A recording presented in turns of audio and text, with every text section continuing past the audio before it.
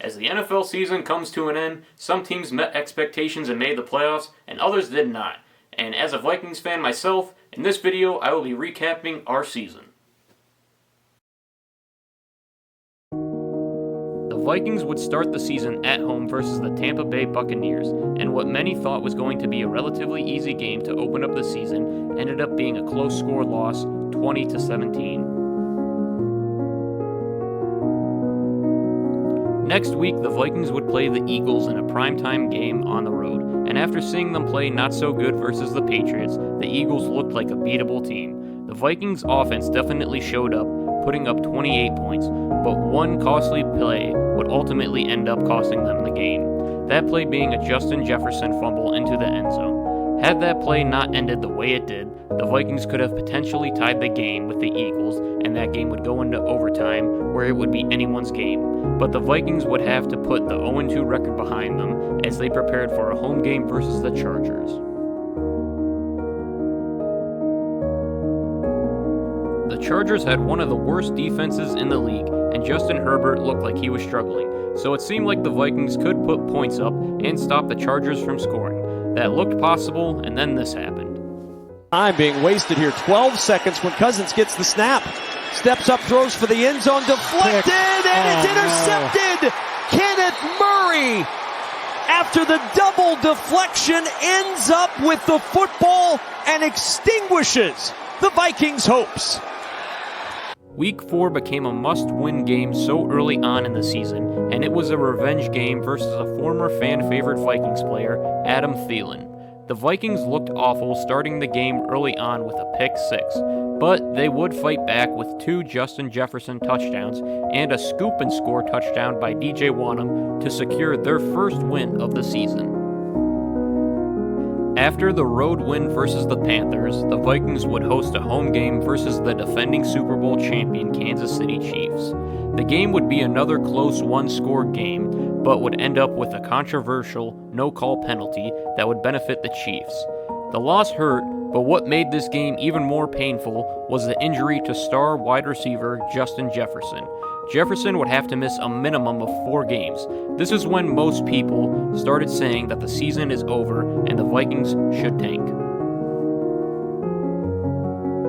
The Vikings would enter their Week 6 game without Justin Jefferson, and to make matters worse, they were playing one of their division rivals, the Chicago Bears, at Chicago. The Vikings would end up winning this game with help from their first-round draft pick. Rookie wide receiver Jordan Addison scored a touchdown to help the Vikings beat the Bears and get their second win of the season and their first win without Justin Jefferson.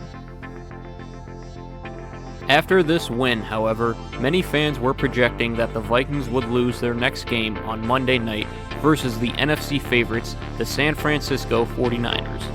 Most of the time, Viking fans are always huge on bashing Kirk Cousins for playing bad during primetime games, especially Monday night. So with Justin Jefferson out and Kirk Cousins playing Monday night with a rookie wide receiver, it was almost certain that they lose, right? Blitz off the edge, Cousins throws, and it's taken away by Addison for the touchdown. He and Charvarius Ward fighting for the ball, and this time Addison takes it for the score. Jordan Addison would manage to score twice, and Kirk Cousins would throw over 300 yards with a quarterback rating of 107.2 and a 22-17 victory over the 49ers. The Vikings then traveled to Lambeau Field to face their most hated division rivals, the Green Bay Packers, in a game that would ultimately change the rest of the season. Everything that you would want to go right in this game did. The Vikings defense held the Packers to only 10 total points, and only 270 total yards. The Vikings offense scored 24 points, with Jordan Addison scoring a touchdown as well. TJ Hockenson and Cam Akers also scored a touchdown as well. Kirk Cousins would go on 23 for 31 throwing, 274 yards, but this would be the worst part of the season because what nobody was expecting happened. Kirk Cousins suffered a torn Achilles, which would be a season-ending injury. This is the only injury of Kirk Cousins' Vikings career that he would miss due to injury. Despite beating your biggest rivals by double digits, the season would still go on, but a very sad feeling would be going into the Vikings facility, knowing that your starting quarterback is hurt for the rest of the year. The trade deadline came up, and the Vikings made a move for a journeyman quarterback in Josh Dobbs, aka the Pastronaut. Josh Dobbs originally wasn't going to start versus the Falcons. That job was given to rookie quarterback Jaren Hall. But the second drive of the game, Jaren Hall would get hurt, and Josh Dobbs was given the keys to the offense. Josh Dobbs would pass for 158, going 20 for 30, and 2 touchdown passes, while also rushing for 66 yards and a touchdown as the Vikings defeated the Atlanta Falcons 31-28. This good performance would continue into next week against the Saints, where the Vikings would manage to take down the New Orleans Saints 27-19. Josh Dobbs would go 23 for 34, 268 passing yards, and a rushing touchdown. Vikings tight end TJ Hawkinson had over 100 yards and a touchdown while playing hurt. Another person with a big game would be Ty Chandler.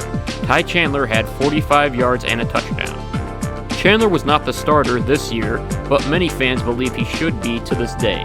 Chandler is a running back that's decent, but the Vikings' run game was, and still is, lacking talent. The Vikings would look to carry on this 2-game win streak in Denver versus the Broncos, but it would ultimately lead to pain and sadness, as the Vikings would end up losing a 1-point game, 21-20. Where Russell Wilson, who previously looked bad last season, had a little left in his gas tank as he would come back in the final quarter to win it for Denver. The Vikings looked to rebound against the Bears at home, but they were apparently thinking about how to put fans to sleep, because that game only had 1 touchdown scored by both teams. TJ Hawkinson scored the only touchdown of the game with only 50 yards receiving. The Vikings would end up losing 12-10 at home. The defense did a great job holding the Bears to only 4 field goals. What was the worst part was Josh Dobbs looked awful. He threw 4 interceptions and only 185 passing yards. This was now 2 losses in a row. Now traveling to Las Vegas to face the Raiders, we would at least see Justin Jefferson return to action, but this was short-lived as he would leave the game hurt. Josh Dobbs was not looking good this game and would be pulled for another quarterback, Nick Mullins. Nick did a good job getting the team in field goal range for the only points scored this game, and easily the most boring football game I've ever witnessed. 3-0, the Vikings would manage to get a win, and the defense shut out the Raiders' offense to 0 points. Heading into the Bengals game, Nick Mullins would start once again. As a Viking fan who was attending this game, I was excited to watch them play, but then I saw this happen in person. Receivers to the right. Browning looking. Pressured, throws it deep, and the ball is caught by T. Higgins at the 1-yard line. And it's actually called a touchdown. And the Vikings would go to overtime where this happened. 3rd and inches for Mullins. That's Powell behind him. They get a push. I don't know. He got turned sideways. Where's that football? With Chandler in the backfield. And it's Powell again. And Mullins does not get there. A second shove doesn't get it done. Does not get it done. And they go to the same exact play. The snap's good. The hold is good. And the Bengals have come back to beat the Vikings. The Vikings lost. Moving on to the Lions. Christmas Eve, we faced the Lions, who have been playing extremely well. The Vikings were losing 24-30, and with a shot to win it at the end, they do this. Mullins over 400 yards today. From the 30 on 1st down. Mullins steps up. He throws. It is picked off. Melifonwu with the exclamation point for the Detroit. The Vikings lost again, and in order to keep their playoff hopes alive, they would have to beat the Green Bay Packers on New Year's Eve. They decided to change Nick Mullins for rookie quarterback Jaren Hall, and you'd think they'd make some good plays and a huge impact on their playoff chances. But then you remember, it's the Vikings. The Vikings lost to the Green Bay Packers 33-10, and it would ultimately ruin their playoff hopes before playing a somewhat meaningless game versus the Lions to cap off the season. Overall the season, they played good in a few parts. Mostly, they did play below expectations.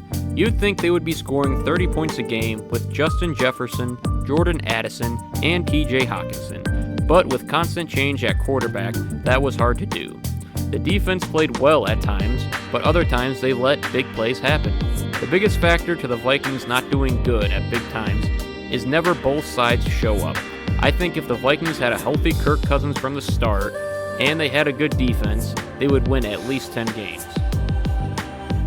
The Vikings went in the right direction when they hired Brian Flores as their defensive coordinator. The defense showed many bright spots with many of the same players from last year.